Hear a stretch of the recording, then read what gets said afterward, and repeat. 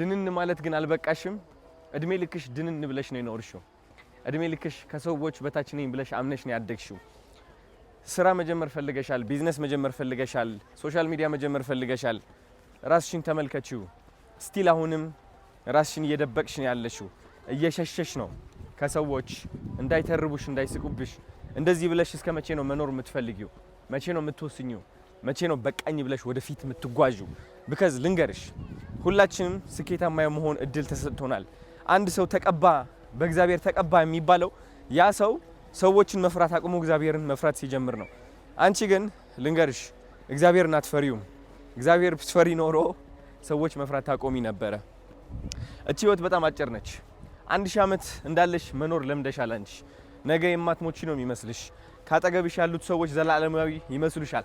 ዘላለማዊ አይደሉም። እነሱ ሰዎች ተንቀሳቃሽ ናቸው፣ ይቀየራሉ። አዲስ ሰው ይመጣል፣ የድሮ ሰው ይሄዳል፣ የድሮ ሰው ተመልሶ ይመጣል፣ እንደገና አዲሱ ሰው ይሄዳል። ህይወት እንደዚች ነች። ለሚመጣው ለሚሄደው ለማስደሰት ሞክረሽ ራስሽን ድንን የምትይ ከሆነ ወደ ምንም ደረጃ መድረስ አትችይም። በርቺልኝ።